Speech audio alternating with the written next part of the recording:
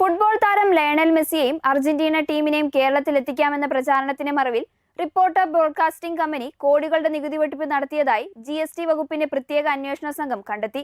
സാമ്പത്തിക ഇടപാടുകളിൽ 22.6 കോടി രൂപയുടെ നികുതി വെട്ടിപ്പ് നടന്നെന്നാണ് പ്രാഥമിക കണ്ടെത്തൽ.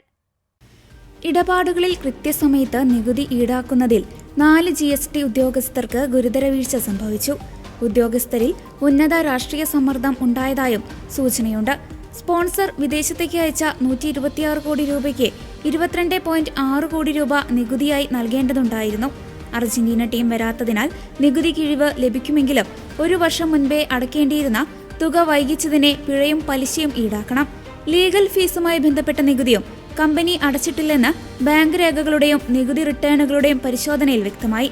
GST കമ്മീഷണർ അന്വേഷണ റിപ്പോർട്ട് ഉടൻ മുഖ്യമന്ത്രിക്ക് കൈമാറും. തുടർന്ന് ഉദ്യോഗസ്ഥർക്കെതിരെയും കമ്പനികൾക്കെതിരെയും സ്വീകരിക്കേണ്ട നടപടികൾ തീരുമാനിക്കും. GST വകുപ്പിന്റെ പരിധിയിൽ വരാത്ത സാമ്പത്തിക ക്രമക്കേടുകളെക്കുറിച്ചുള്ള വിവരങ്ങൾ ആദായ നികുതി വകുപ്പിനും എൻഫോഴ്സ്മെന്റ് ഡയറക്ടറേറ്റിനും കൈമാറാൻ SIT ശുപാർശ ചെയ്തിട്ടുണ്ട്.